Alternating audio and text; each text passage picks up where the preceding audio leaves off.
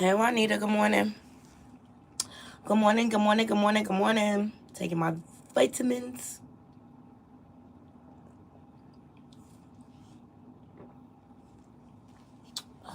Good morning, good morning, good morning, good morning. Happy Friday, happy Valentine's Day. Hey Juby Buggin.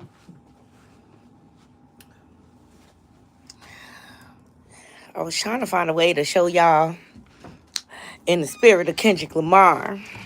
Hey Durax. Rise up. Let's see. I'm going to show Kendrick how to pop out and show niggas with bell bottoms today, okay? Yes. Got on the platforms. Uggs. Got on the Levi. Bales. Yes. Sometimes you got to pop out and show niggas. Pop out and show niggas. Yes. Ugh. Happy Valentine's Day to you all.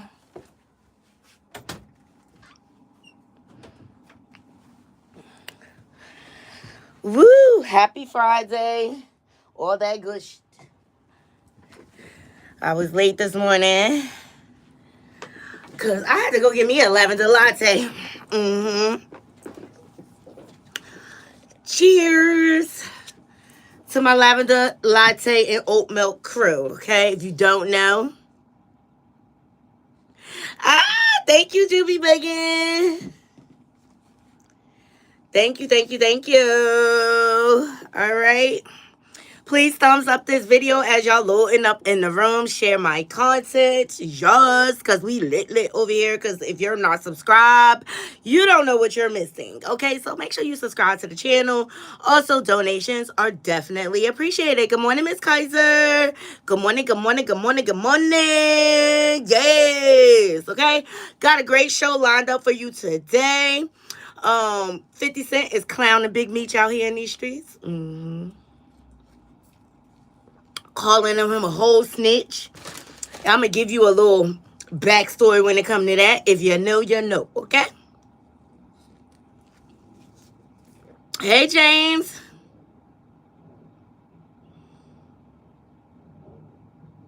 Hey.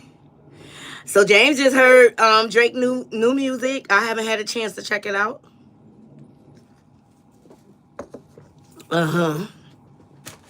But I will. I will, James. That's your recommendation. We tend to have similar tastes in music. Yes. This glare.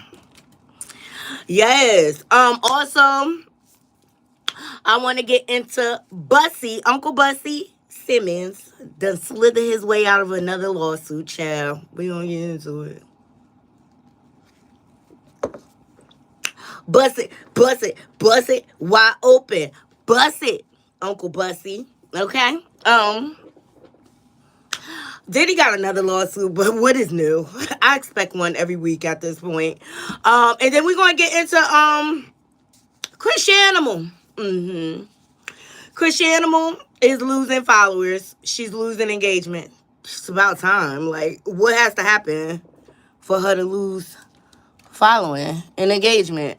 Hold on. Let me see. Oh, that's the glare from the window back there. All right, you guys. So, thumbs up this video. Share my content. Yes. Happy Valentine's Day to all the lovers out there. All right. And happy Friday. Yeah. So we got a lot to get into. So let me get started.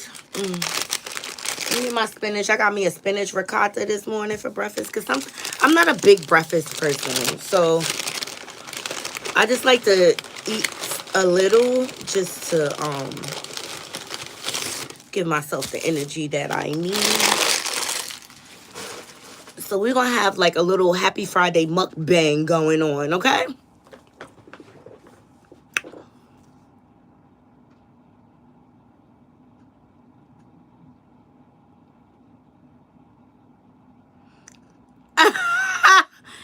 Hey, Brettles. He said, code name Big Daddy. Wife just jumped me. Big Daddy. Chill. What a way to bring in Valentine's Day.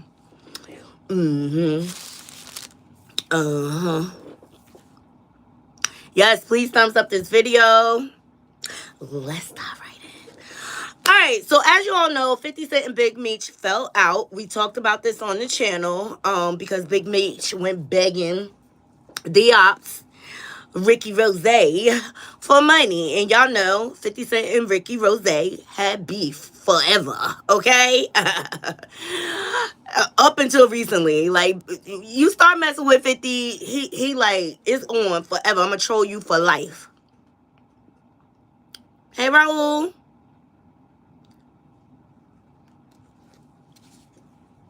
I don't make it clap for the internet, Raul. Anyway, so yeah, they've been getting into back and forth, as you may know, okay? So, Big Meech decided to have this huge concert, right? And everybody was on the roster. Rick Ross, Little Baby, XC Red, a whole bunch of people, Moneybag Yo. They was on the roster or whatever. 50 Cent was clowning Meech, like, see who show up? See who show up, bro. See who show up or whatever. Shout out to Baller Alert. Well, the concert has been canceled. See it with your own eyes. Yep. The concert has been canceled. I thought it was kind of short notice. You know what I'm saying? Like, you dealing with celebrities. You can't just be dropping shit. People ain't going... You know, because Meech got a lot of ties with the industry, because before he got locked up, he was responsible for a lot of careers, okay? He was responsible for a lot of music careers. He was also responsible for a lot of ninjas getting locked up. We going to get into it, okay? And so 50 started trolling him, was like, you a whole snitch out here in these streets. And people are also blaming 50 for the concert being canceled. Look, y'all know the music industry is politics, okay? You piss off one, they blackball you through the industry, all right? So 50 started trolling Meech, because Meech clapped back. And we'll get into that. But 50 started trolling Meech and saying that he's a whole snitch out here in these streets. And they've been saying that for a while. All right, they said he created like a third-party snitch deal to get his time cut with this J-Ho itch that ran through the crew. We're going to get into it. I'm going to give you the backstory because we got the paperwork. We got the deets, okay? Or whatever. So, first, Big Meech, Welcome About Castle got canceled. And he's like, please stop calling my phone. And then Meech posted to his page, because this is when he first came home, calling 50 an internet gangster. That wasn't clever. You would have been better off calling him an internet wankster, but you know what I'm saying. That's just me. That's just me. That's just me. He said hashtag BMF. All right. So, one of the people that claims that Meech set him up to get locked up hit 50 in his inbox on the gram and say, yo, Rocket, this Cuff. That's one of the guys, Cuff and Blue. Keep that in mind.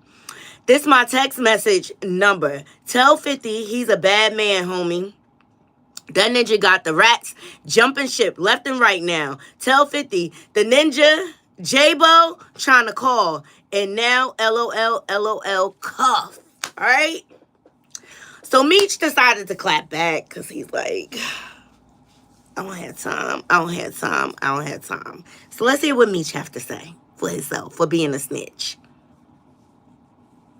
Address this, because I'm not trying to let nobody trick me off the streets. But I never folded, never told, never will. Death before the time, always with me. I wasn't going to address this, because I'm not trying to let nobody trick me off the streets. But I never folded, never told, never will. Death before... And let's say that's true and all. You know what I'm saying? Let's just say that's true. Because you kind of did tell. Hey, Titus. But you just told through somebody else. This wasn't directly you, Meech, okay? So 50 still trolling.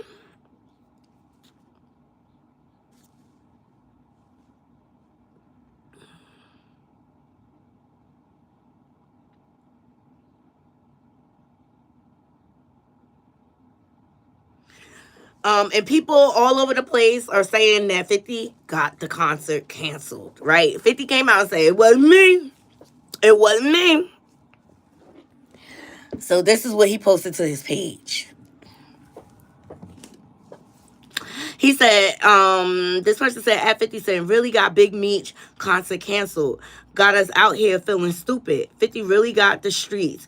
I'm about to order hella 50's cognac for my club for the rest of my life.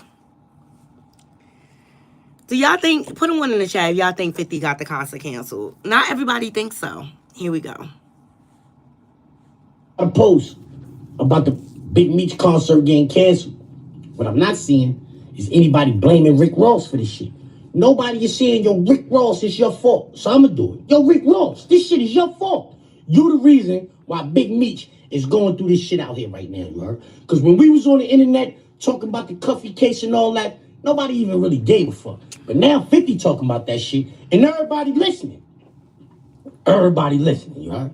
So, I just want to say, or I want to ask you, did you think that shit was a good idea in hindsight? Do you think it was a good idea to be in the video with me talking about sexy red? Sexy red. Yeah, you think that was a good idea? Also, how you let that nigga get the show canceled in Florida, B? That's kind of diabolical, you heard? 50, that's some bullshit. How you let the nigga get the show canceled in Florida? Let's get to that.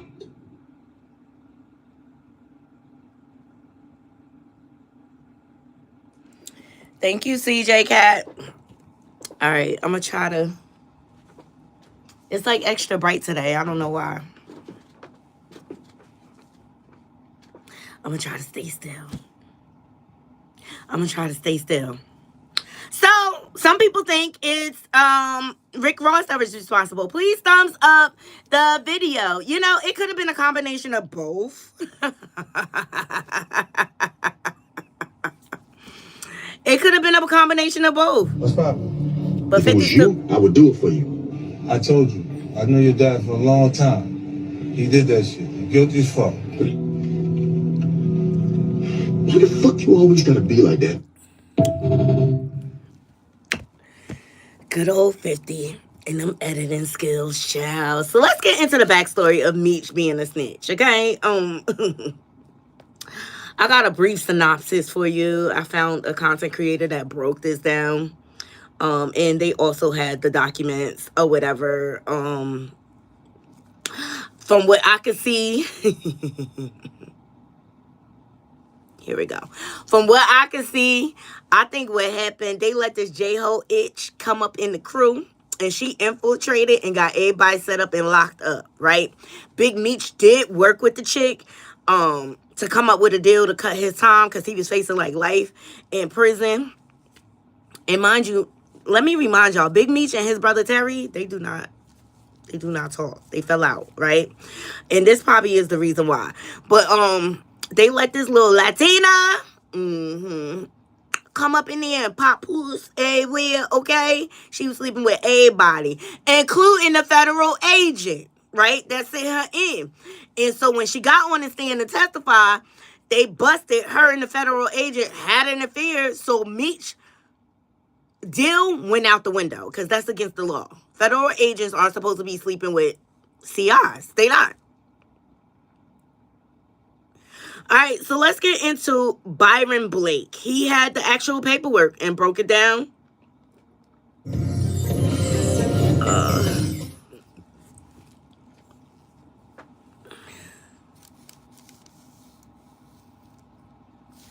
Okay, here we go. Let me, where is it at? I want to speed it up.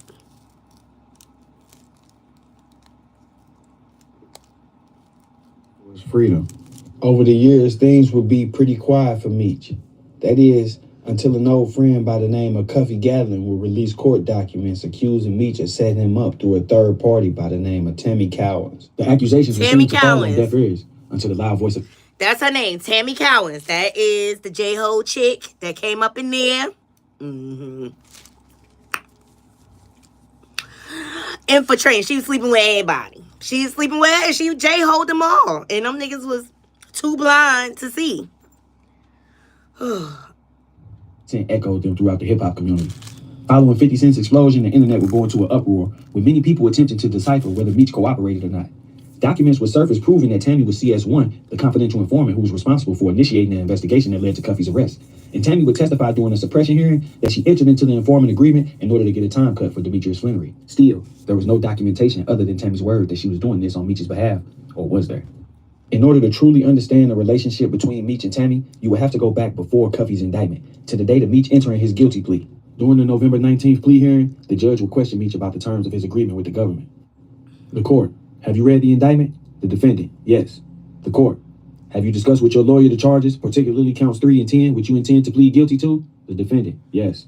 The court: in count 3, the offense is continuing criminal enterprise. Do you know what maximum punishment under law is for that? The defendant: yes, life. The court: count 10 is money laundering. Do you know what the maximum punishment under law for that is? The defendant: I think 20. The court: that's right. Has anyone threatened you or forced you to plead guilty? The defendant: no, sir. The court: there has been a plea agreement. Mr. Eisen, on the CCE, Your Honor, there is a mandatory minimum as well. The court: okay, well, I asked him if he understands the maximum under law.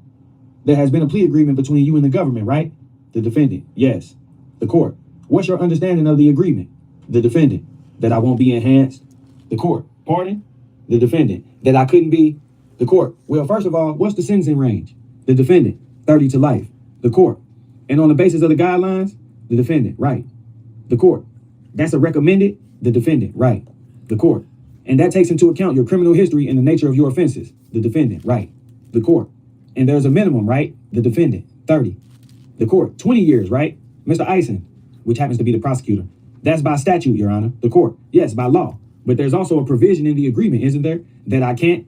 At this point, Meech's attorney immediately interjects. As soon as the government begins to talk about the provision and the court begins to talk about the provision, Meech's attorney immediately interjects. He doesn't want that part to go on the record. No, the agreement is that the guidelines are 30 to life, but, and then the judge stopped him and says, let me do it. He said, okay, I'm sorry.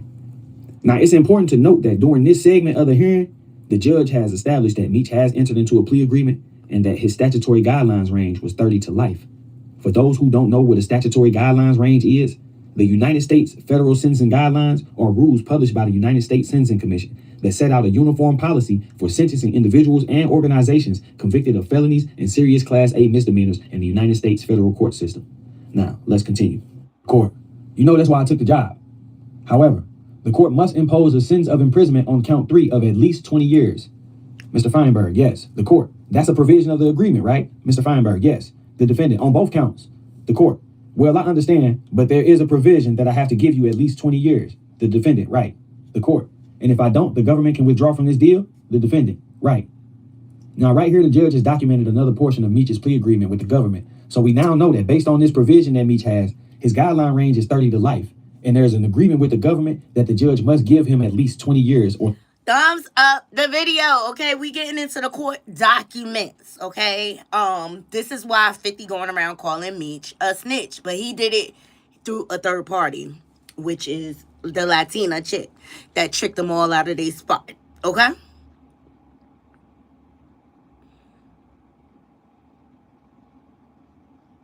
Oh, okay. Durag said, I don't believe that ninja, that snitch.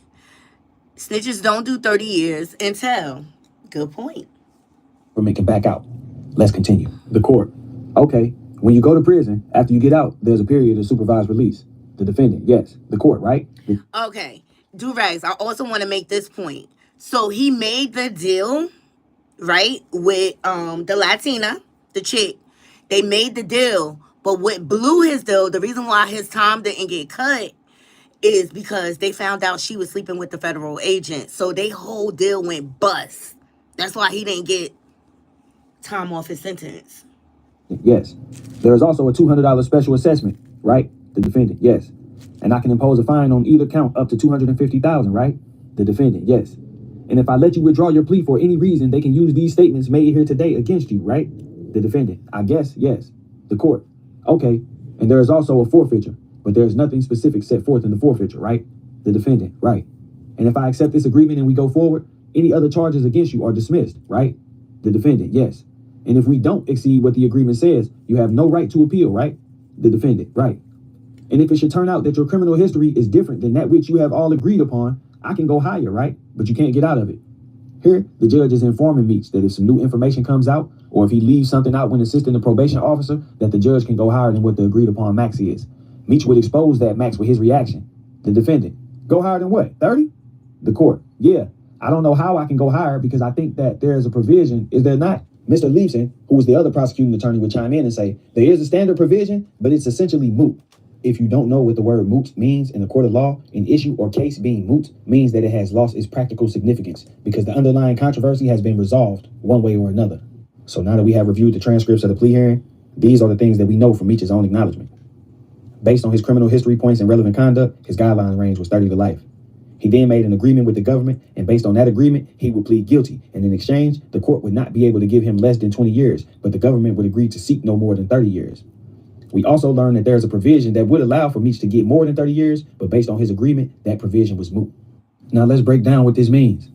A guidelines range of 30 to life means Meech can get no less than 30 years if convicted. By entering into this plea agreement, Meech was turning his minimum of 30 years into his maximum and lowering his minimum down to 20 years. This signifies that Meech made an agreement with the government for a downward departure. If you don't know what a downward departure is when the federal judge imposes a defendant a sentence that is lower than the minimum sentence that was suggested by the sentencing guidelines. Now, not every downward departure is bad. As I just mentioned, it usually happens when the judge deviates from the guidelines because you may have been less involved than others or may have some special circumstances like a learning disability or something. The judge might just feel the sentence is too steep, but the government agreeing to a downward departure signifies that a defendant has cooperated or assisted them in some way. Before we move forward, I want to demonstrate to you all the types of games that the courts play. What's up, guys? James Lafferty here from One. So at the end of the day, look, the government do play a lot of games. Especially when there is a difference in the terms that are shown and the terms that were mentioned in the courtroom. The plea agreement actually includes a clause that said it will be void if not signed by March 6th of 2007. But it shows that Meech didn't sign it until November 14th of 2007. So the actual plea agreement that you can go look up on the docket is not a true representation of the terms that were presented in the courtroom that day. In fact, if you look at the date of the actual plea hearing, it was 5 days later on November 19th, 2007. They made several oral amendments to the agreement, which they were entitled to do so legally. But by doing it this way, they also ensured that the true details of the agreement would not be in the actual copy that would show up on the docket for the public to view. That still leaves the question of why would the government agree to a downward departure? To find this information out, we have to look at Meech's sentencing hearing. In a sentencing hearing, both parties get to present evidence. Usually the government will argue why you should get a higher sentence, presenting what we call aggravating factors. On the other hand, the defense will argue for a lower sentence, presenting what we call mitigating factors. In this instance, the government presented no aggravating factors and simply asked that the defendant be placed near his family in Atlanta. In mitigation, the defense would simply argue that Meech was responsible for getting his brother Terry to plead guilty and that he should get credit for that. The judge would ask, are you saying that the government should make a motion for substantial assistance? To which he responded, no. Of course, we've seen all along the lengths his attorney has gone through to make sure that no evidence of his cooperating shows up on the paperwork. So his quick denial was expected, but it was still almost like the judge was saying, are you saying that this deal isn't good enough? Some of you may be sitting here questioning, why would Meech's attorney feel like he should get a deal for getting his brother to plead out? Well, let's break. All right, so that's why him and Terry don't F with each other. How you want to get your brother to plead out? That's crazy. Oh, Durag said he did his time. Leave homie alone. 50 acting like a girl. Oop. Oop. Let me see what this one is. That's right. Now, this one's supposed to be Tammy testified. Full paperwork. This is the CI, number 1.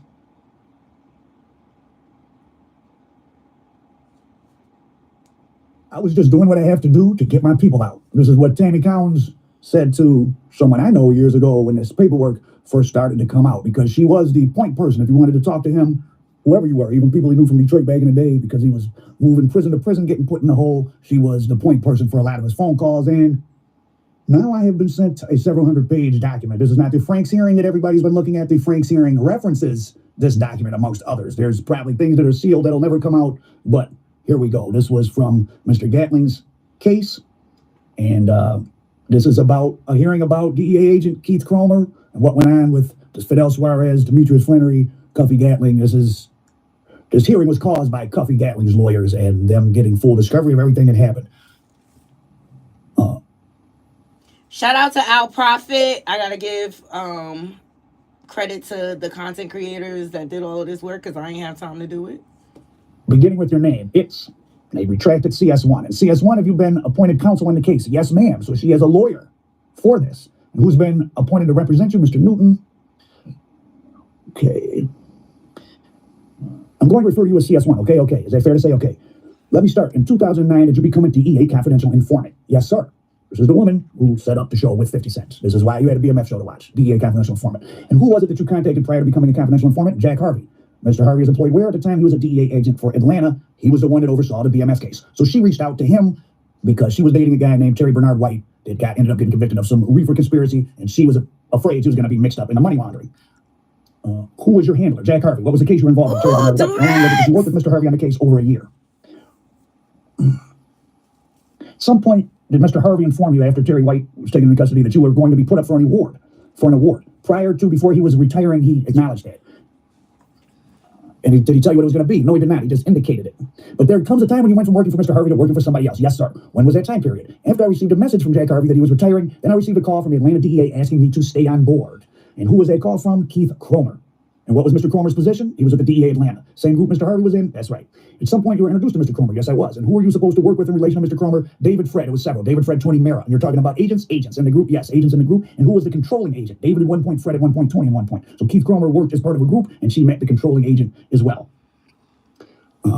What were you told by either Mr. Keith Cromer or other controlling agents that you were supposed to do? Basically, they would set me up for Hispanics. Then I would either go pick up money or drugs and bring it back or make phone calls. So she was going to be, reading between the lines, posed as the female runner for black drug dealers making purchases or turning in money for cartel targets. And this was sometime in 2011. That seems about right. What was the promise to you with respect to your activity? Well, when we met to discuss what I stay on board, I asked what I would have to do. And I was told just what I'd said about Hispanics. And then I said, okay, and if I can get something big, and Cromer said, you'll get a lot of money. And I said, can I get Demetrius Flannery's time cut? And he said, we can work on that. And you mentioned Demetrius Flannery's name to Mr. Cromer. Yes, I did. So at this point, according to her testimony, she, after turning in her ex-boyfriend Terry White and working that case, and there'll be more about that later, she was called back and said, hey, you want to keep working with us and setting up Hispanics because DEA wants to make big cases in Atlanta. If you didn't know, is a hub, like Chicago. Atlanta was a hub. Possibly because of BMF. When BMF went down, the cartels knew how much sales they had been getting out of Atlanta, and they sent replacements there. So she didn't approach them on behalf of, she didn't call them up and say, hey, I want to stand up Cuffy for Big Meech. Per this testimony. And you mentioned Demetrius Flannery's name to Mr. Cromer. Yes, I did. And it was about perhaps helping him out. Yes, for a time reduction. Did they indicate that you would have to testify against anybody? No. You were told you wouldn't have to testify? That's correct. They told me they would be deported back to Mexico once they did the drug bust with the Hispanics, and I wouldn't have to testify. All right. Now, I take it then Mr. Cromer, in the course of dealing with you, knew about Mr. Flannery. Yes, he knew about Demetrius Flannery and our relationship as friends. Let's get into that. What was your relationship with Mr. Flannery? He was my friend. Okay. Or is my friend. Was there any business relationship? Yes, sir. Did you have any business relationship with him? Yes. I have his life rights with creative control and his power of attorney. That's a hell of a lot to give us. So originally, Tammy was going to set up the BMF movie for Big Meech. Big Meech signed over his life rights and gave her power of attorney so she could act on his behalf. So that's where their friendship came in. When you could give your power of attorney to an attorney, why would you not just give your power of attorney to an entertainment attorney and have this woman work with her? Mistake number one. How long had you been acquainted with Mr. Flannery? Now, I said that she met him in prison, but I was wrong. I would say 2000. He was incarcerated in 05. It was in 03 or 02 when I met him. So in 2011 or 12, you'd already known him for 8 or 9 years. Yes, sir. You visited him in prison. Yes, for many years. And you communicated that to Mr. Cromer. Is that correct? Yes, I did. Now let's talk about someone else. Let's talk about Mr. Cromer. Okay. At some point in time after 2011, which is when you became a CS, did you develop a relationship with Mr. Cromer? Yes, I did. What was the nature? Started as friends, then we became close friends, then became sexually engaged. Sexual intercourse didn't start till maybe after 5 or 6 months, sometime in 2012. How often would he visit or be with you? 5 to 6 days a week out of 7. So they were together. Now, there comes a time when you had conversations with another individual. Let's talk about Dion Gatling. Yes, sir. And how did you know Mr. Gatling? I knew him through phone conversations originally through him knowing Demetrius Flannery as his good friend. So Demetrius Flannery was friends with Mr. Gatling, from my understanding of both parties. Was there a nickname you knew Mr. Gatling by? Cuff. Cuff, okay. And what kind of relationship did you have with Cuff? How did you know him? Well, he called me one day years ago and just said that he was Demetrius' friend, as many people do, and that how was his brother doing? Cuffy and Demetrius were like brothers, whatever that means. You know, so tell him to send my love, etc. Just a general conversation. Cuff was free at this time. He had done about 10, he must have just gotten out because he did about 10 years in the early 2000s, right before Meech and I got in. So they were basically just social contacts you had with him. That's correct. Was there any times when you emailed or texted him? Yes. So he knew in conversation with myself that we were working on Louis Burrell, and another gentleman was trying to get me to sign my life rights for Demetrius over to them. So once Demetrius signed his life rights and his power of attorney to her, she could sign them over or sell them to other people without consulting him. And I was having correspondence with Dion Gatling in regards to that because he was trying to come up with something. Dion was trying to work his own BMF movie deal and was making a lot of progress. So the initial contact with Mr. Gatling is more of a business relationship about the movie at this point, nothing else. Fair to say that's correct. Okay, now about an individual by the name of Fidel Suarez. How did you make an acquaintance with Mr. Suarez? And she pauses, he called and again wanted to know how Demetrius Flannery was doing. It almost sounded like she was going to say, I made a call. But she said he called again and wanted to know how Demetrius was doing, tell him he sends his love. Did I have a mailing address? And I provided that. Then you talked to Mr. Flannery about Mr. Suarez at some point in time. Yes, I'd usually give him a rundown on who calls and showing their support. She was his secretary. And did he indicate, so he trusted her like no other. Remember, he is, well, the woman he paroled to in Florida. He had his mother, well, maybe his mother might have been compromised legally, I'm not sure, but this is who he chose to handle all his business. Okay, so I usually give him a rundown on who calls and showing their support. And did he indicate to you that he knew Mr. Suarez and in what capacity? He did. He just said he did time with him in the county jail and that he'd beaten his case, Fidel Suarez, that is, and that was about it. Meech, even when they were being tried in Eastern District of Michigan, where normally prisoners are held in the Wayne County Jail, they put him up in the St. Clair County Jail, which is, an hour, 45 minutes from Detroit, because he was, I had a friend who was a guard at the Wayne County Jail when Meech was there, and he said guards were getting his autographs. When they were getting his autograph, I'm sure they were bringing him stuff. So at some point, the feds got him moved out of there. St. Clair County Jail. Okay, now, did there come a time in the relationship with Mr. Gatling and Mr. Suarez when the conversation turned to narcotics? Yes. When was that time? Mid-2012. How did that combo begin? Well, the initiation was Fidel Suarez. He called and made some conversation about he needed to get rid of some type of pills, and did I know somebody that wanted to buy them? I was in a call with Keith Cromer at the time on a speaker in my car, and Keith said, tell him yes. And shortly thereafter, I received a call from an agent in California, and that's how it started off, transpiring from Fidel. They don't go into that, but Fidel Suarez had already, he had beaten one case, he might have beaten two, or he had one and beat the other. Fidel Suarez he's the head of cartel. That's who they really wanted. Narcotics. Okay, was there ever a time when you were asked to give a phone number to Fidel at any point? Yes.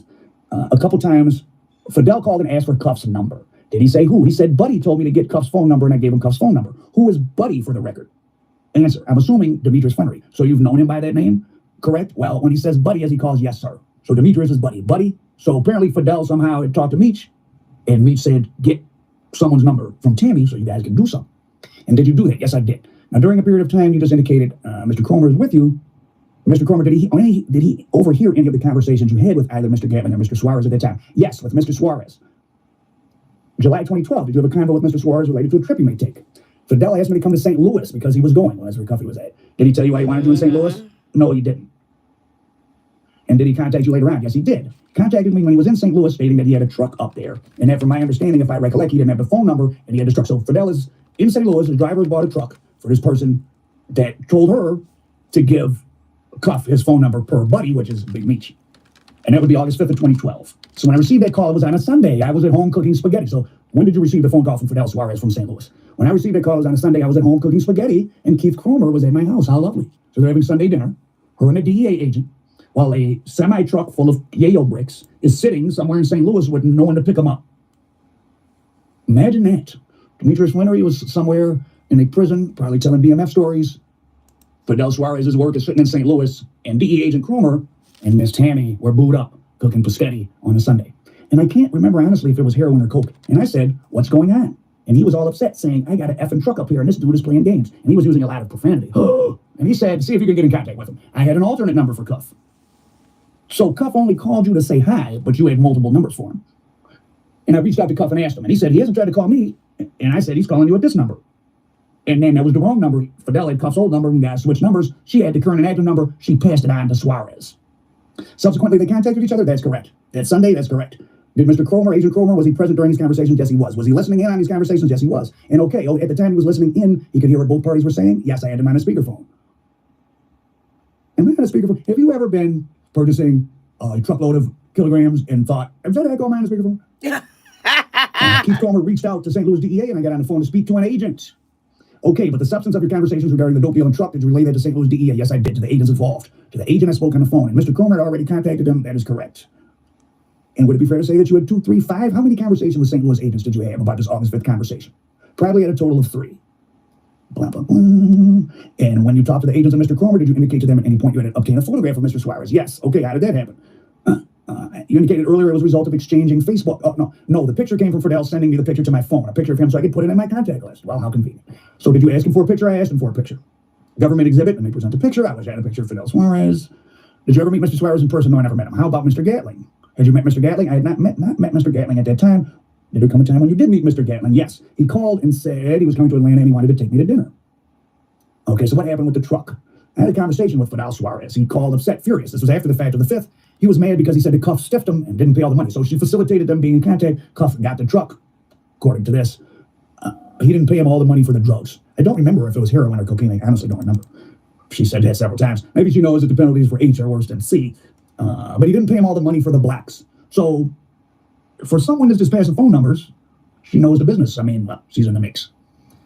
Blah, blah, blah. And she infiltrated everybody. Did there come a point when you were working with Mr. Cromer where it was decided you would no longer talk to Dion Gatling? That is correct. And when you told him that, what did he do? He said, well, that's fine. I'll let him talk too. And he says a name, but they changed it to CS2, which is another woman. And that was it. So if they're going to move Dion Gatling over to another CS who's a woman, is that another? Why would Dion talk to a random woman? Look, this is what I gather from all of it. They whole organization got infiltrated, period. And they allowed pussy to do that, okay? Let me see. But Cuff is trying to spin his narrative. Let me see if I can find it.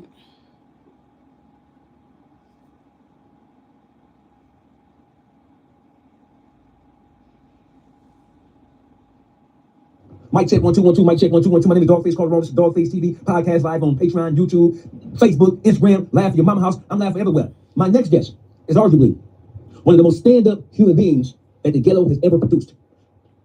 He's never been accused. Shout out to Dogface TV podcast. Here we go. Of being anything other than authentic. He's never been accused of being anything other than real. He's never been accused of anything other than being a straightforward, straight shooter. He's never been accused of doing no type of hoe shit whatsoever. And most importantly, he's never been accused. Let me check your comments before we get into Cuff. Durag said, I ain't gonna say that out loud, Durags. He said, if anyone snitched, it was Terry Meech. Got the most time out of all them.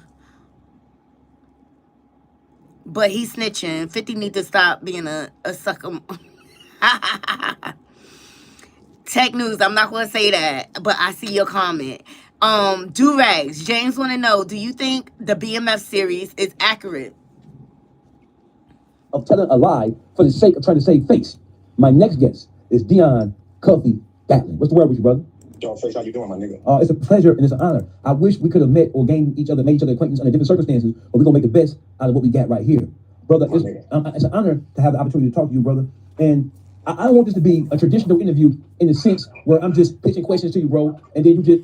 You know, I'm sitting here thinking about it. You know, I feel like their whole organization got infiltrated by CIs and things like that because they were getting their goods, so to speak, off of the cartel. And they really wanted Suarez or whatever. But Suarez was intertwined with all of them. Meech, Cuff, Blue, all the players, all the key players. In meantime, all these women are coming in and infiltrating the organization. Asking questions. I wanted to have a more detailed orientated conversation so that we can get at some truth. Because right now, James Durag said nope. Big Meech is on the run. I just found out that his lawyers filed a lawsuit, or they filed a precursor to a lawsuit against 50 Cent. And that's why 50 Cent took all of the posts that he made about Big Meech down, because they're trying to file a lawsuit on him. So that's what's going on right now. That's breaking news going on right now. They're trying to stymie me and shut him up. Okay. All right. You know, most of that, what I'm hearing is coming from Stars. He's contractually locked in with Stars. Okay. So listen, brother. I think the best thing to do is really, because I interviewed Blue Da Vinci earlier today, and I asked him about your contributions to BMF overall, and he said that it is because there are rumors that Big Meech or Southwest T's first big payday in the game came from you or came from somebody who you were associated with. So I don't know how much of it you can talk about. I guess the case is in now. So I want you to answer as much of my questions as you possibly can. Anything you don't feel comfortable with, you can sidestep that motherfucker like you know you can. But I want to know, how did you meet Big Meech? And under what circumstances did you meet Big Meech and T? I met Big Meech in the early 90s. He come to town with a friend of mine, an older gentleman, KT. We were about the same age, so we just hit it off, man. We hit it off. We started getting money together. We moved our families down to Atlanta in the early 90s. So this is nothing new. A nigga ain't have nothing. You know what I mean? So, really the niggas in the D was little boy in the nigga. Right. So, when I got the nigga to the loop, I'm telling the nigga, come on down here, nigga. I'm gonna put you on 10. And that's exactly what I did. Right. Is it true that you actually showed him the value or how to properly move or maneuver in the game, and that you put his first $1 million cash in his hand? Is that true? That's very true. Like I said, the nigga didn't have nothing. So like I said, I put his game on 10. I'm the first nigga to put $1 million in the nigga hand, and the nigga cried. And the nigga's exact words with me was the nigga's been holding him back in the D. That's a little known fact, because most people who are not from that era, they think that Big Meech left Detroit a millionaire already. They're under the impression that when he left because he had grew too big to be here. They don't understand that that's not what was happening. They don't understand that some of the bigger motherfuckers in Detroit were holding their nuts on Big Meech. So he migrated to the South because that was the best thing for him to do. No, the truth is, he was never that type of nigga in the D. His money didn't come out of the D. His bread came out of the loot on him. And the real reason why the nigga ran down south is so that when he did get on, he didn't have to show that real love to them niggas, them PA niggas who held him down forever. Right. Wow. Okay, Do-Rag making good points. Do-Rag, he said it was all because of phone taps and Terry spilled all the beans.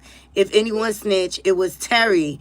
Meech did 30 years. They didn't catch him with no drugs or money. Terry was the reason BMF was taken down because he was loose with his mouth on the phone. And Durags also said Meech never spoke business over the phone.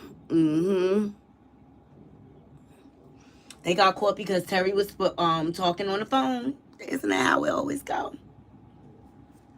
Right, that's another little known fact. Because when they talk about Big Meech and T and BMF overall in Detroit, they always stay on Southwest. They never talk about the contribution that the Puritan Ave, the PA, or the Yay boys made in terms of initially holding him down, protecting him, and really kind of like helping him do what he do while he was in Detroit. Listen, homie, PA niggas was his muscle. These niggas from E-Course, homie. Let's be real about this. So the PA niggas was his muscle. So when the nigga really got on, the nigga ran off on them niggas for real. You feel me? Right. He ran down south on them niggas. That's the truth. Right. I got you. So listen, I have a series of questions, brother, and I want to do a timeline thing because right now the whole world, they're kind of like focusing in on what Meech knew, what he didn't know, at what time did he know something, and we gonna cut all this short on. Okay. They've been playing all them games for the longest. Niggas hiding and ducking. The agent testified that Demetrius Fleming was aware of the deal, and that Demetrius had one request, and that his name does not appear in any documents. This was Special Agent Keith Cromer's testimony. CS1 testified, Kenny Collins, that Demetrius Fleming was aware. She signed with the government informants to give Demetrius Fleming a time cut. She had the courtroom cleared out. If you go on Pacer, pull my docket sheet, you'll see what CS1 requested that the courtroom be closed. Got you. Let me ask you a question, Cuffy. At any time during the initial stages of your indictment involving this whole Tammy Thomas thing, did you talk to Big Meech or did you send a message to Big Meech in any way to tell him or to alert him of what was going on? We sent Big Meech certified mail. Big Meech set me up, and Tammy set me up with this thing in 2013. That's the last time I've heard from this nigga. We sent them correspondence through the attorneys, asking him, is he aware that his name is in corresponding documents, that's sending me a truckload of cocaine. He never responded. We know he got the mail because we sent everything certified. I have not heard from this nigga for 32 years since they set me up in 2013.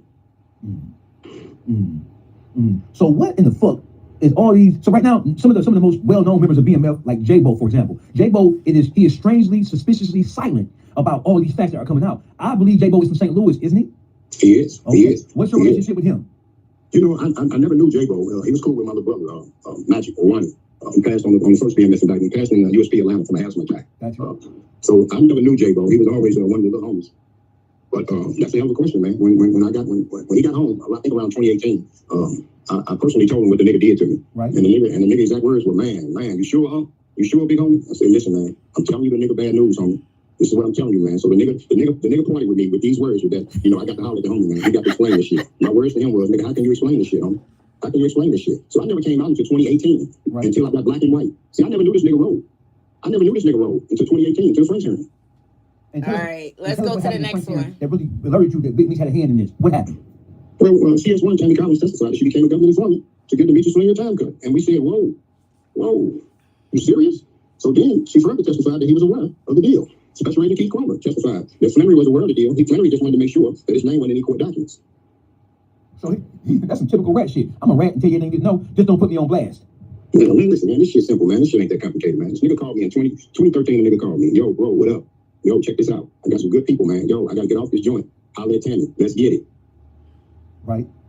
And so that's how it started. So that's how it started, man. When you were, I talked to Blue earlier, and Blue said that when you came back in the day, when you came down, he gave you access to the Bentley, I believe it was. He said that when you were moving around, that you were moving around in part with Tammy in the attempt to kind of like sell the story. What was your relationship with Tammy as it relates to the BMF story and the life rights of Meech? What y'all trying to do with that? He introduced me to Tammy around 2009. My job was to procure a movie script. And so that's what we were working on. I told her that she needed to get his life rights, and that I would get us a deal, which me and Louis Carell did. Louis Carell is an open nigga who was MC Hammer's big brother. Got you. My nigga, we go way back. Fucked around with him on the music tip years and years ago. Good nigga, got Hollywood in a headlock. And so me and Tammy had been taking meetings in LA for years, starting back in 2009. So we had nothing to do with any drugs or anything. It's perfectly legal. As a matter of fact, all of this documented in the case, in the paperwork. Got you. So let's get back to Blue and the Blue Bentley Coupe. Okay. So when I come to town, I run into the home in Little Blue. I grab the car, and so I'm moving around. But before that, the nigga Meech sent another Mexican at me that was a government informant, confidential source. I didn't know that the nigga was bad, but when I meet him, he rubbed me the wrong way. You feel me? Right. And so I banged up both of them. But come 2018, when we get the discovery, I find out that he was an agent, and that confidential source had introduced us to. Who introduced me to him?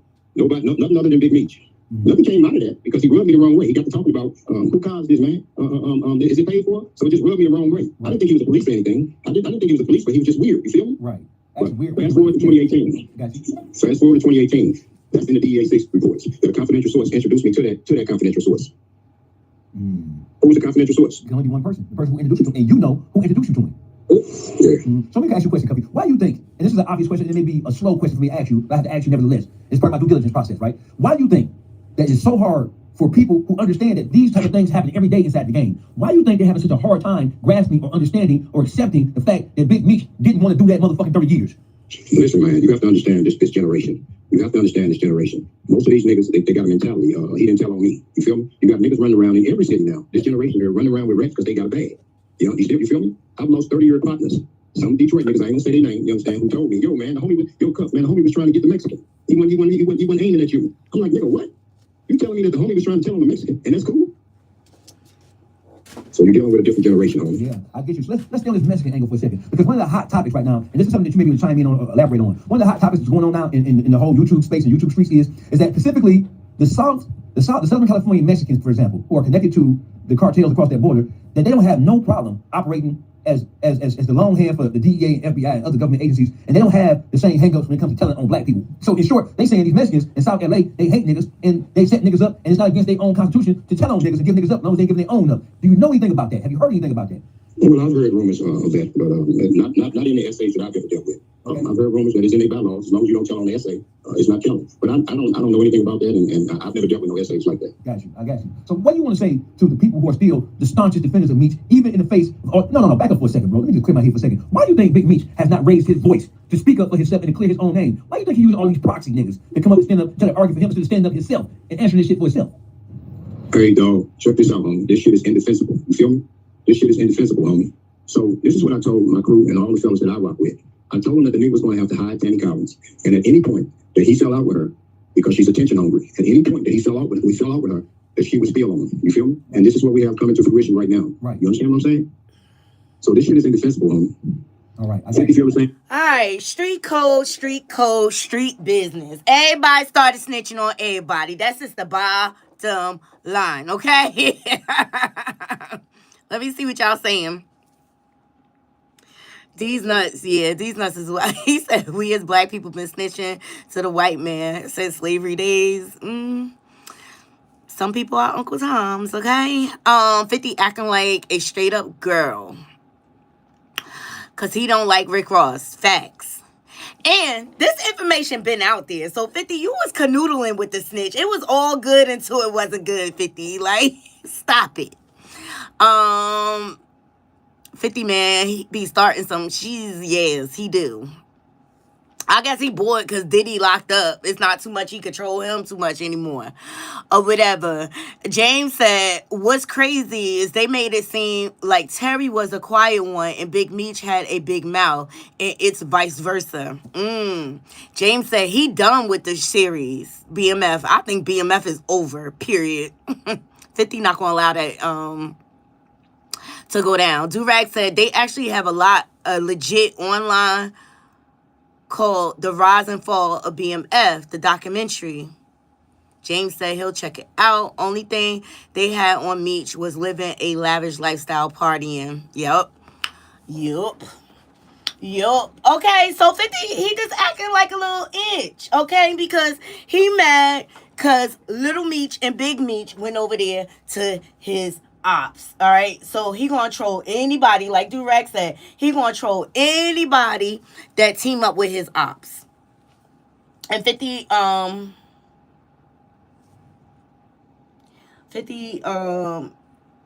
you know he petty. He been petty. He been petty like that.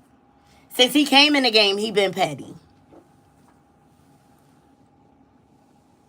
Now, do y'all think it's right that... Do y'all think it's something crazy or underhanded that Meech went over to Rick Ross? Or do y'all think it's just business? Like, he just coming home, he needs some money or whatever, so he reached out to Rick Ross.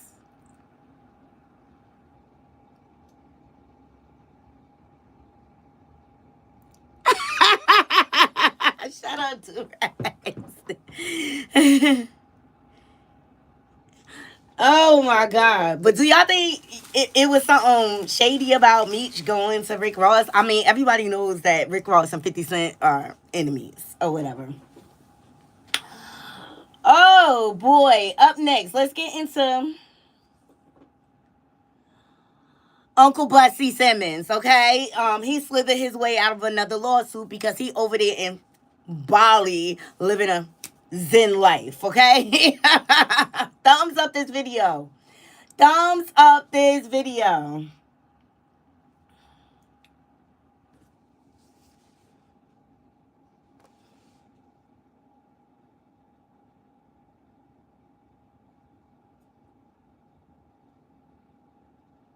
Come on, Uncle Bussy. I had the article.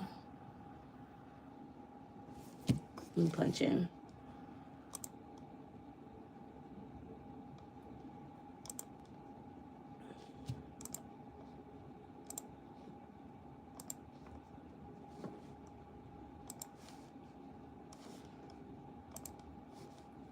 Thumbs up the video.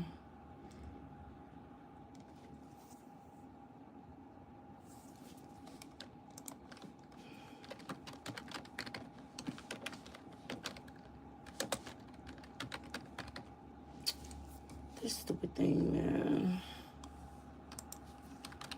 I'll be so sick of my computer.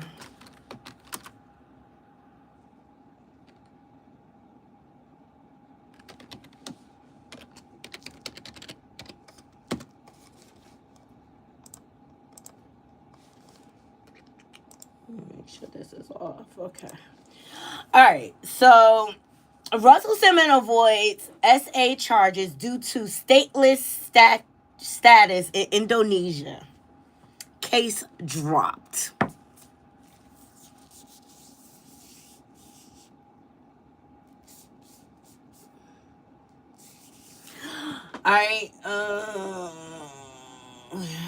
All right, so Russell Simmons, and shout out to It's On Site for this information, will not face charges related to an alleged SA by Jane Doe. Jane Doe filed a lawsuit against Russell Simmons, accusing him of sexual harassment and assault. She brought the case to federal courts, claiming that the court had jurisdiction because she and Simmons lived in different states. She in California and he in New York. However, Simmons argued that he is not actually a resident of any U.S. state because he lives in Indonesia, making him stateless for legal purposes. That's why you ran, Rusty. That's why you ran over there, so you didn't have to face these charges. Because federal courts require both parties to be residents of different states for this type of case, the judge ruled that the court did not have the authority to hear the lawsuit. As a result, the judge granted Simmons' request to dismiss the case on this technical legal basis. And that's what's going to happen in all the cases. It looks like it was filed in the United States Southern District of New York, where Diddy's stuff is. But that still doesn't mean that he didn't do it. Okay? And there's a whole HBO documentary about Uncle Bussy. Bust it, bust it, bust it. Wide open, okay? Even Kimora Lee kind of alluded to and confirmed it, but at the end of the day, that's why he ran over there to Bali, so he would not have to face any legal action. He'll never have to be held accountable. He claims he took several lie detector tests, and I call bull swanky on that. At the end of the day, you're a creep. At the end of the day, you're a creep as far as I'm concerned. Because why not stay? If you're so innocent, why not stay and fight it? You got enough money to do so. But I think Kimora going to take care of him. She already been robbing him. She robbed all his stocks and everything. Ain't nothing he could do about it. But, you know, God got a way of dealing with people like Uncle Bussy.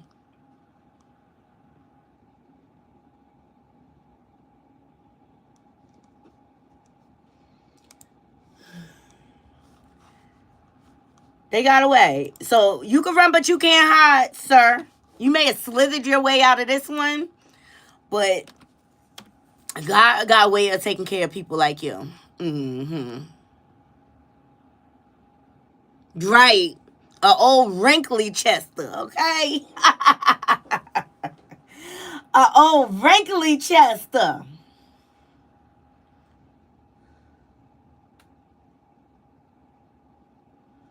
You know, Diddy is suing everybody now. You know, he got one lawsuit for $100 million. He got another lawsuit for $50 million against all these networks. But he got another one and another one. What? Shout out to the Neighborhood Talk. Another one. Okay, Diddy accused of essaying a woman in a lawsuit. Take that ish. Okay? Take that, take that, take that. So Diddy is being sued again. In a new lawsuit obtained by TMZ, he is accused of forcing a woman to drink and then essaying her at Club Playhouse in Los Angeles back in November of 2016. The woman, referred to as Jane Doe, claimed that Diddy approached her and insisted she take a drink, telling her, "Itch, I'm not asking you. Drink that ish and shut the up." Take that, take that, take that. All these Chesters. Terrified by his aggressive behavior, she drank the beverage as he slid the glass towards her forcibly.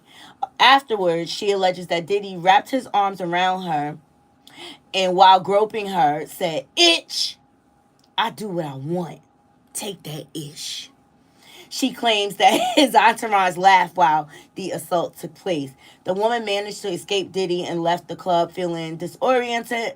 Once back at her hotel, she realized she needed assistance to get to her room. The next morning, she discovered bruising and a tear in her cootie cat area, okay? Which she believes resulted from the alleged assault. She is represented by Texas. Oh, God, it's another Tony Busby. I don't believe nothing he puts out.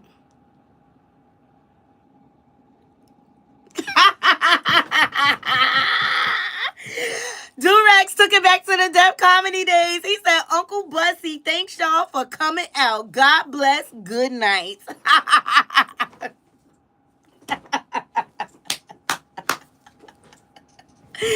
Absolutely, Durex. Absolutely. So that's an update on Diddy. At this point, I expect a lawsuit on Diddy every week or so. I'm just over it. I'm really over it. I just can't wait for the trial. Period. Okay? Same thing with Naziah Harris. I'm waiting for the trial. So when all the facts come out, We deal with facts over here, Naughty Crew, okay? We don't deal with all this extra propaganda and stuff like that. Like, anybody could file a lawsuit, but did you go to the cops? Did you go to the hospital? I need tangible evidence. Like, did you go get that tear in your cootie cat sewed up? I'm just saying. Like, anybody could come out with a lawsuit. And Busby, you know, judging by that case with Jay-Z, because that got dismissed.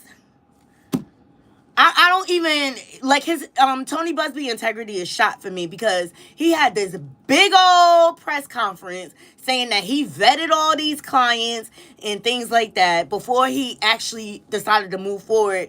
And that young lady, number one, was autistic. Number two, her father didn't even remember picking her up. I think my mom will remember driving 5 hours to get my ass, okay? And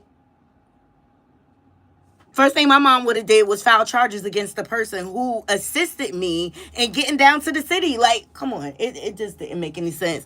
And then all of a sudden, it's like, oh, well, she was referred from another law firm. No, because you didn't do your due diligence in vetting her. You look like a whole clown out here. To me. That's my opinion. His credibility was shot.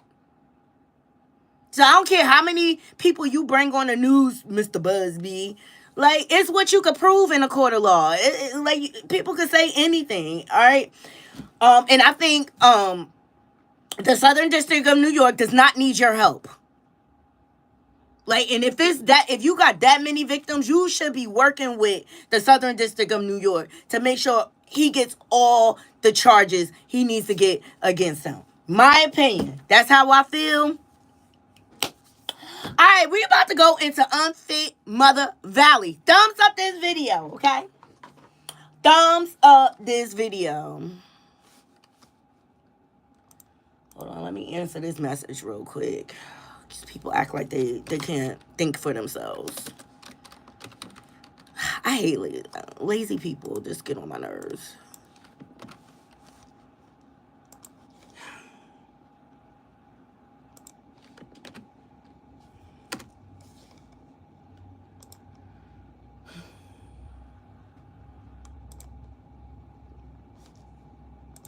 Like, it's not hard to find the information. All right. Let's go to Unfit Mother Value. We be dragging men unfits. We drag the women over here, too. It's an equal opportunity platform over here. Thumbs up the video. Because ain't nobody even beat.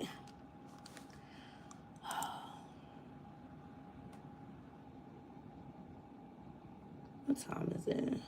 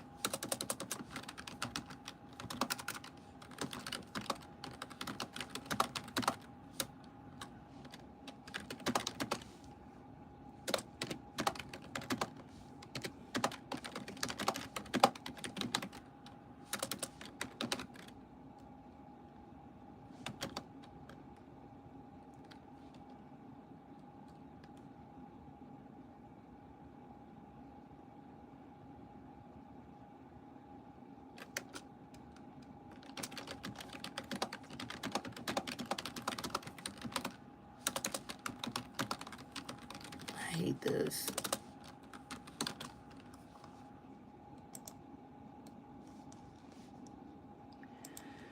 All right, let's get into the unfit mothers of the world. So yesterday we talked about a Detroit mom that allowed her children to freeze to death. And I'm telling you, that itch deserves to be in prison. They better lock her up. I don't know what's going. Big Meech. You need to get your city of Detroit together, all the way together, okay? What is going on in Detroit that all these children are being harmed, missing, deleted? It's disgusting. And it speaks to the system in Detroit. A lot needs to change. Because especially with the Naziah Harris case, she was failed on so many different levels by CPS, by DPD, by her school, by her family. A lot needs to change, and they're letting these people sit, have all these kids. They sitting home on their behinds, collecting a check, but not really caring for the children.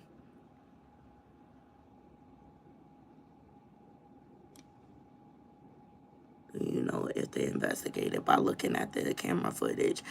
Ms. Kaiser, what do you mean? So I have an update on that deadbeat Detroit mom, which I don't believe. I believe she out here crying for the camera, so that she can avoid charges. But I believe she should be charged, and the grandmother too, because she was in the car with the kids. Y'all not paying attention to the kids at all. Let me remind y'all. I lost a 2-year-old. I'm dying inside. It hurt. I feel like my heart is breaking. And I have 2 more kids to live for. It's been a long journey for Tatiana Williams with an even tougher battle ahead. She spent the last 3 months living in a van with her children. And I regret having to sleep out there so bad. I tell them I'm sorry, but I tried. I tried to keep hotels. I tried to pay people to stay there. It wasn't working for me. 1 a.m. on Monday morning, they parked at the Hollywood Greektown Casino parking garage in below freezing temps. Overnight, the car ran out of gas, and the next day, her 9-year-old son was not breathing. I tried to give him CPR, and I was just giving him CPR. I just kept saying, Petty, don't leave me. Don't leave me, please. Why? I lost the one who made me a mother. Don't leave me, please. After a friend helped take him to the hospital, her 2-year-old daughter was also found unresponsive. Both were later pronounced dead from what appears to be hypothermia. She didn't even get to live her life. She didn't get to do nothing. She lost her life because I had to sleep in the car. In a press conference, the mayor and city leaders confirmed that Tatiana did call the city's homeless response team back in November, but nothing ever came of it. At least as far as we've been able to determine so far, the family never called back again for service. And as far as we've been able to tell, our homeless staff never proactively reached out to say, what happened with your situation? Was it resolved? Don't leave me, please. View of the city's homeless services, while Tatiana is now in a shelter and her kids are with relatives. It took my 2 kids to die for y'all to help me. It just don't work like that. It hurt losing 2 kids in one night. I don't wish this on nobody. And if you can get help, please go get help. Because I don't want nobody else to go through what I'm feeling. View of the city's homeless service. Detroit police are investigating the death of 2 young children at Greektown Casino. The children were found frozen to death inside a van where the family was allegedly living. Fox 2's Jessica Dupnag joining us live with more on this really devastating story. Jessica, how were they found? What happened here? Well, Taryn and Roop, I got the call earlier this afternoon, and when DPD told me what happened, I really couldn't believe it. What we do know happened is that there was a mother and her 5 children ranging from age 2 to 13 living out of a van around 1 o'clock early this morning. They pulled into the Hollywood Casino at Greektown, went up to the 9th floor in that van. Now, either the car died or ran out of gas, and there was no heat in the car. Now, around noon today, that mom started to notice that one of the children, the 2-year-old, was unresponsive, called another family member, because remember, the car didn't start, had that family member bring the child then to Children's. Detroit police are investigating two young children. It's a lot of red flags here to me. Why they started a GoFundMe before they can investigate and see the camera footage? First of all, it took her to noon to recognize that her child was unresponsive. I feel it's a lot of holes in this story. Hold on, let me see if I could pull up this footage. And I feel like this mom is trying to avoid getting charges.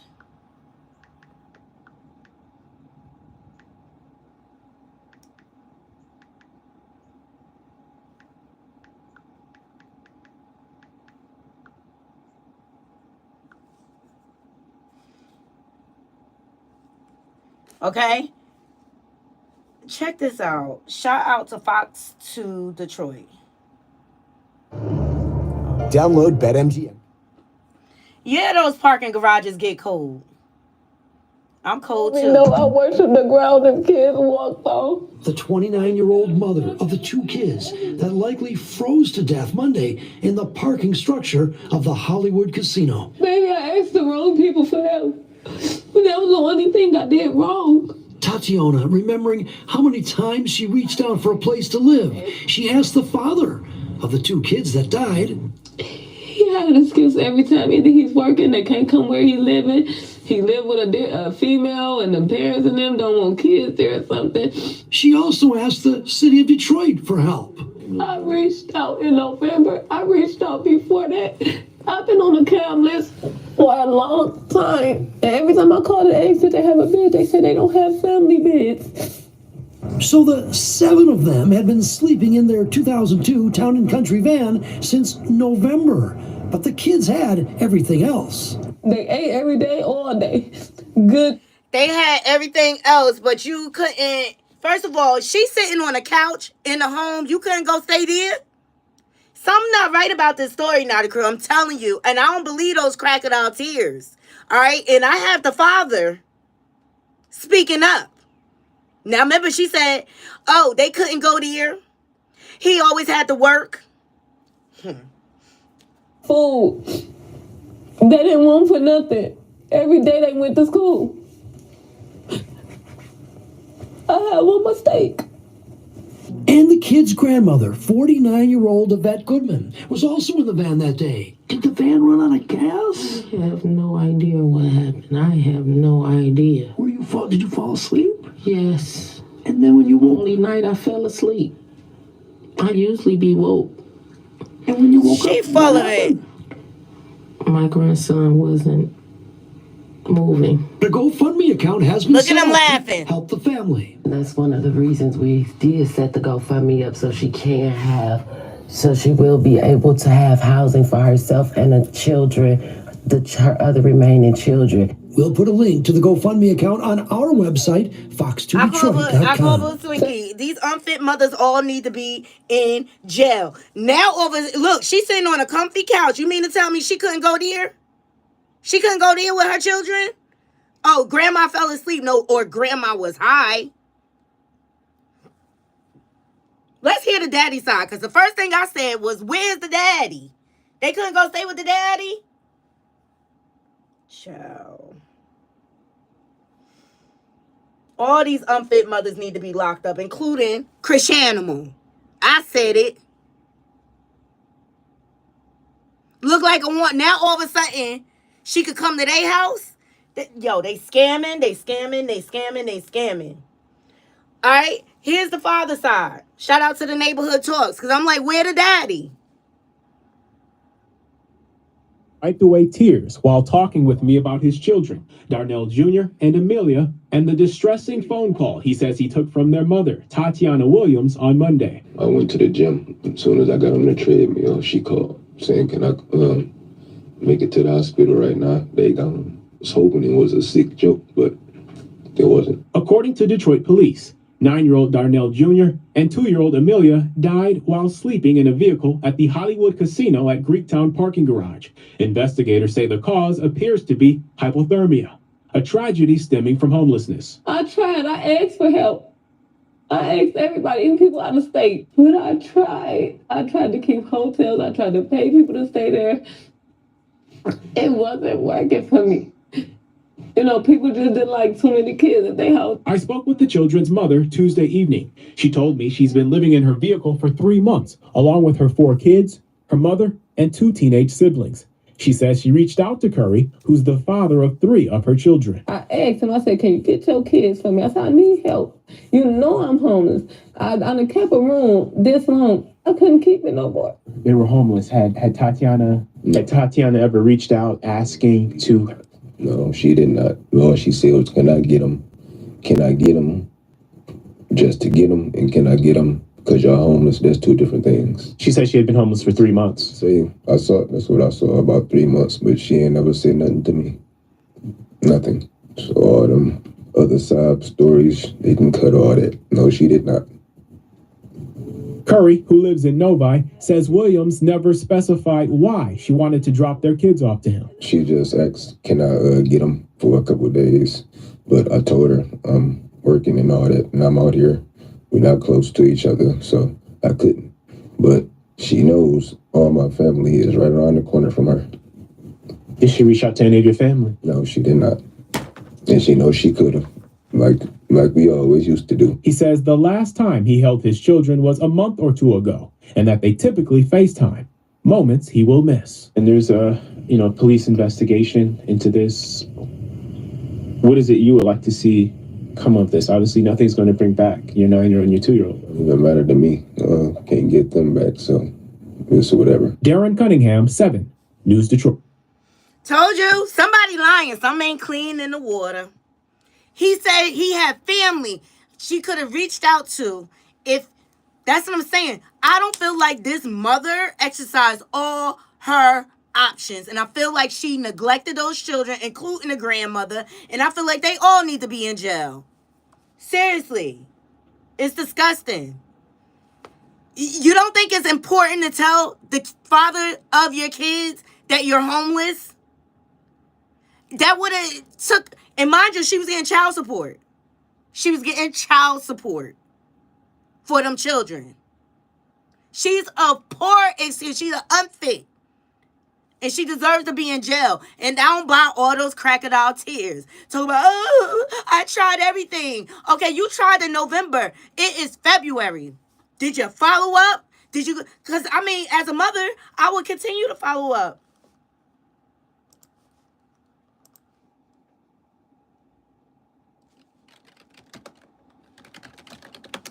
As a mother, I will continue to follow up until got them kids. Detroit gets cold.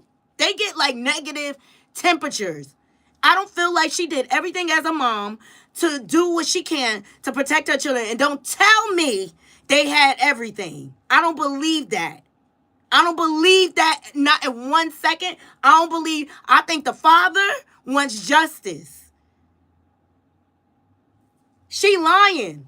Her and her mother, now all of a sudden you got a cozy couch to speak to the newscaster on. Like, get the fuck out of here.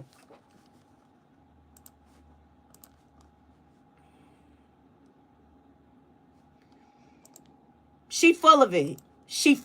I think there's some addiction issues going on. And that's why it skewed her decision making. Look, the mama was high on camera, nodding. Dope head nod. Like, are you fucking kidding me? Are you kidding me? She was responsible for her children getting deleted. And that's just the bottom line.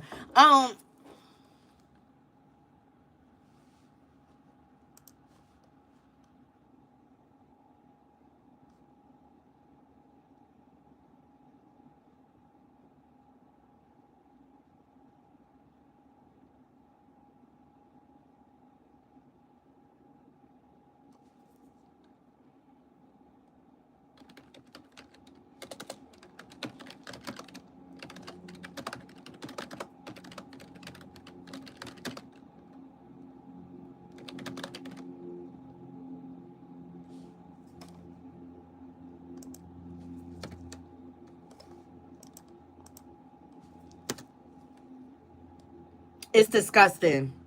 It's disgusting. She's unfit. She neglecting them kids. She didn't give the father an option to me to step up. He just thinking things are going as normal. Why were you homeless for 3 months and you didn't let the father know? That's just weird to me. Because something else is going on there that you didn't want him to find out. You knew he would have moved for custody of his kids, especially if he paying child support. So if he get custody, he don't have to pay you child support.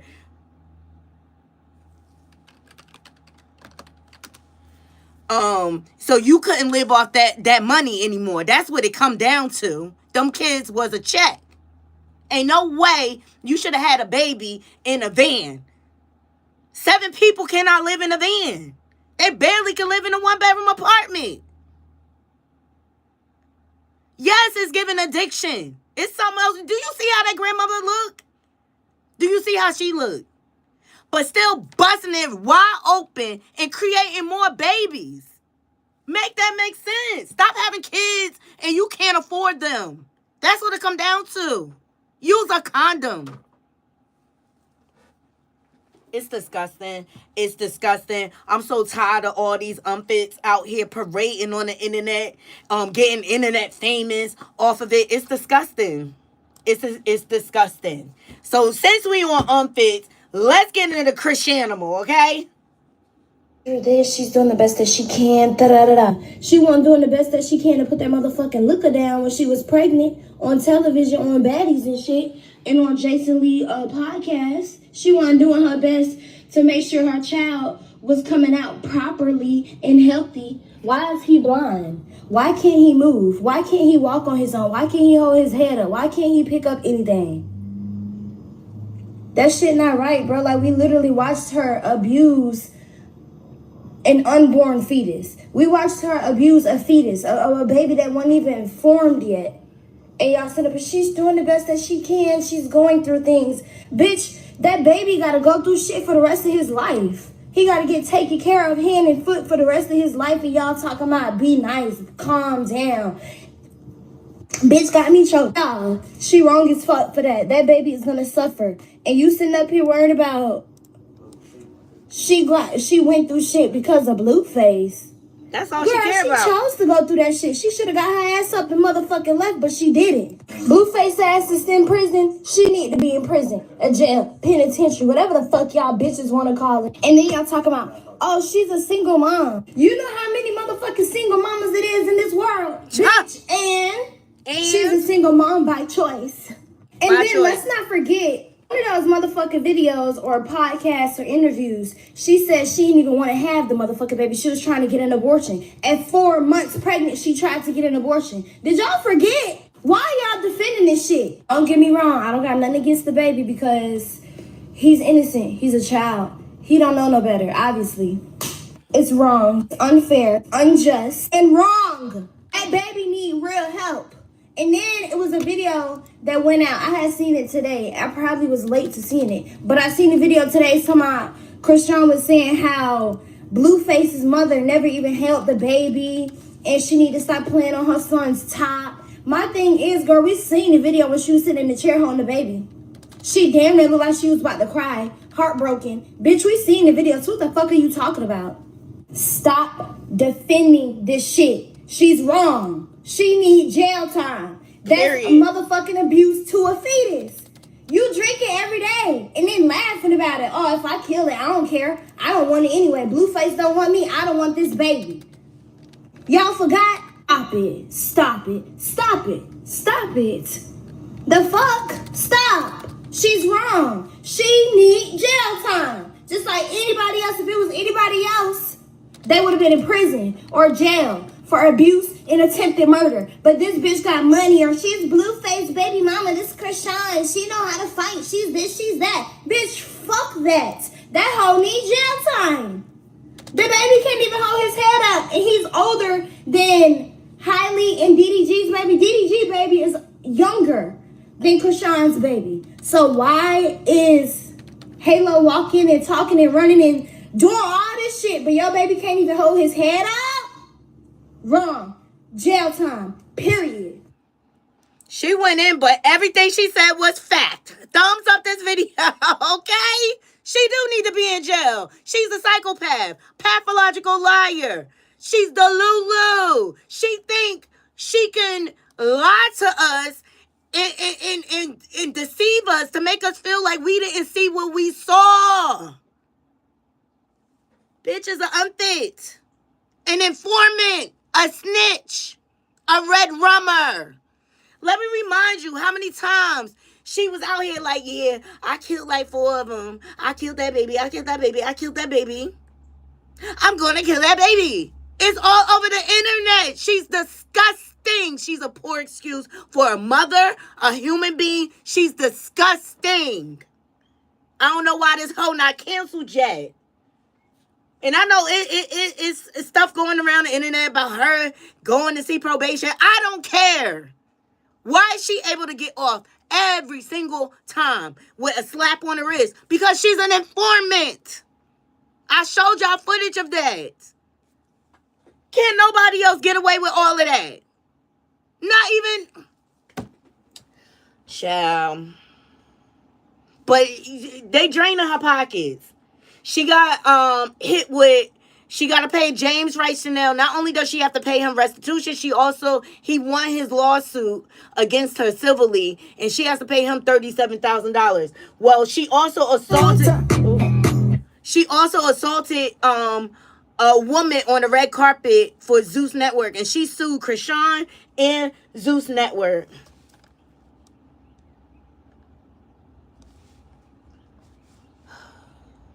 I was getting on my nerves. Okay.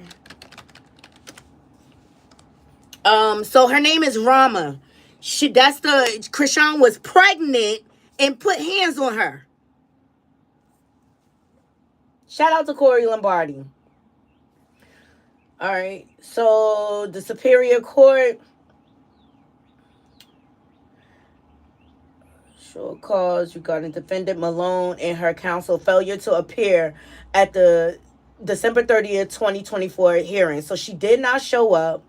The matter are called for hearing. The court confirms with counsel regarding the status of the case.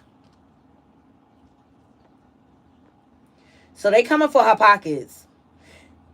And she don't got that much money.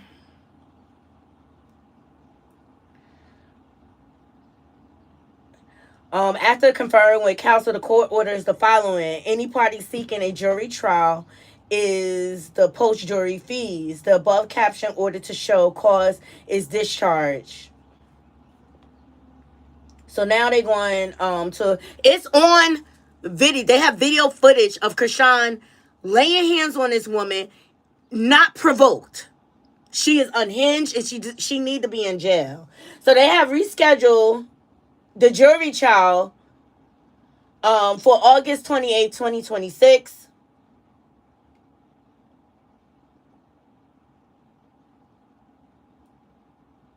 Well, that's for the final status conference. And then for September 8th of 2026, that's going to be the jury trial.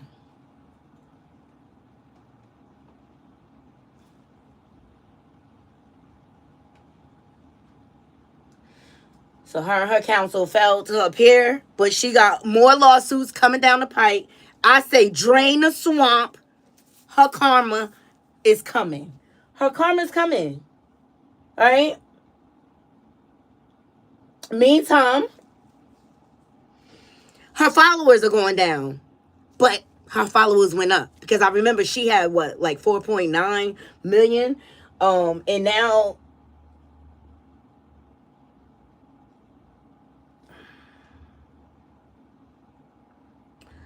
Let me see. She had 4,861,000 following, and her engagement was at 11.38%. Well, it has now went down. All right, now her engagement's at 4.75%. Shout out to Corey Lombardi.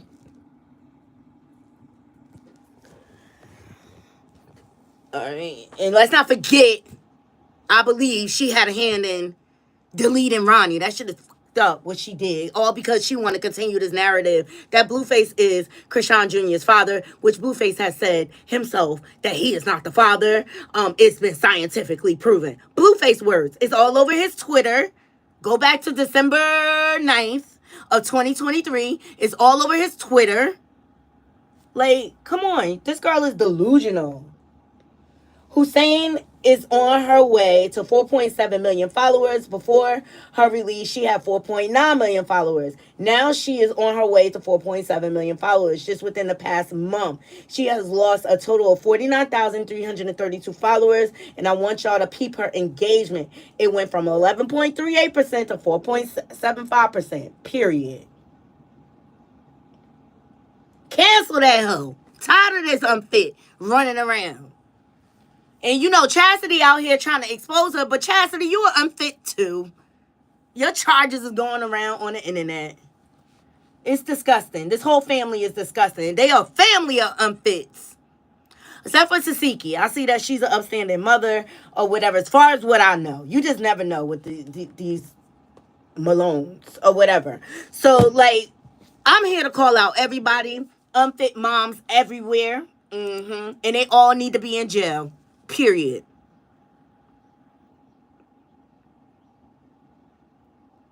V number one, I don't know what you're talking about, but I think you're trolling. That's not even a topic we're talking about. If you don't want to comment on what is said, you don't have to be here. That's period. Point blank, period. All of them are poor excuses for mothers. Bottom line. And I'm here to expose it all. But Chrisean is losing public favor. Like, she came out here addressing Marsh and Soulja Boy. Like, girl, address what's going on with your son and let us know what was your hand in Roddy's red rum. Period. Talking about everything we don't want to hear about. I'm so tired of that unfit or whatever. But you guys, I'm about to get out of here. I appreciate all my Knotty crew joining me. Happy Valentine's Day to you all. Please make sure y'all like, comment, share. And if you're not subscribed, what are you doing? Please subscribe. I'm going to check out Drake's new song. James recommended it. He said he liked it. So I'm going to check it out and I'll let y'all know what I think. So let's leave it in the comments. Let me know what you think about 50 clowning and trolling Big Meech. Okay? Let me know what y'all feel like about Russell Simmons slithering his way out of another lawsuit and allegations.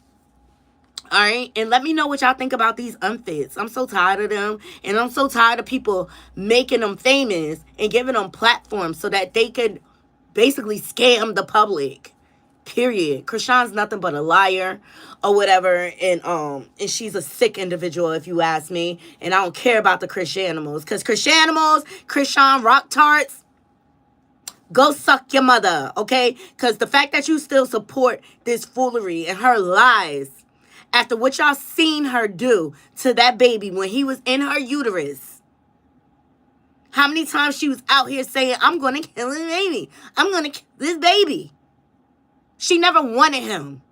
She still don't want him. All she care about is Blueface. And she thought that baby was going to trap a nigga. If you ask me, I think it's good that Blue is in jail so he don't get caught up in all this Ronnie stuff. Period. But the police, we have to allow them to do their job or whatever to find the evidence that they need. Because this family is very sly. And I just want justice for Ronnie because Ronnie was the only one that was trying to do the right thing for Junior. And we're hashtag team Save Junior over here, okay? Because he is definitely in danger around her and her sisters. Because they support her foolery. Why? Ronnie said it out his mouth. She is the breadwinner for them. Don't none of them work. They all got criminal records. Every last one of them. So who gonna make money for the family? It's disgusting. I just want justice for Ronnie. He was only trying to do the right thing. All she had to do was give him the paternity test. If he wasn't the father, prove it. Prove it. So Ronnie, he left his art out here and he was drowning that hoe. And that's why he had to go. That was the motive, okay? He was taking a shine. So we're going to end the show with Ronnie's music. Here we go, Ronnie. Rest in heaven, brother. Play that shit on TNT.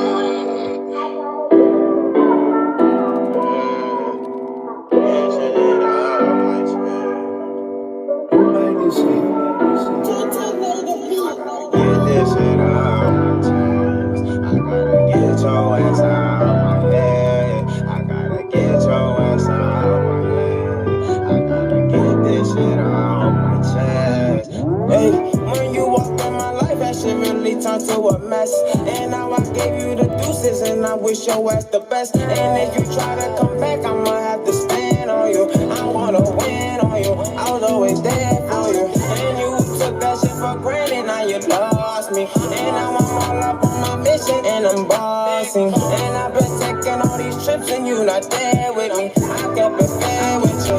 You wasn't real with me. And now I'm just reminiscing, I'm just staring at our pics. I now I'm thinking back, and now I realize you wasn't shit. My whole family told me you need to watch out for that little bitch. I didn't listen, and I was here. And I really went out to Cali just to upgrade you. But you took that shit for granted, now you a stranger.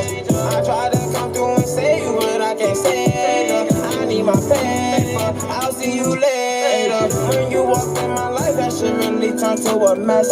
And now I gave you the deuces, and I wish your ass the best. And if you try to come back, I'ma have to stand on you. I wanna win on you, I was always there for you. And you took that shit for granted, now you lost me. And now I'm all up on my mission, and I'm bossing. And I've been taking all these trips, and you not there with me. I kept it fair with you, you wasn't real with me.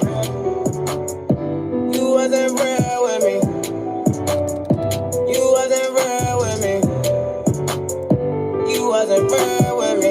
You wasn't real with me. You wasn't there for me. I kept it real. Now you see how it feel. I'm always there for you.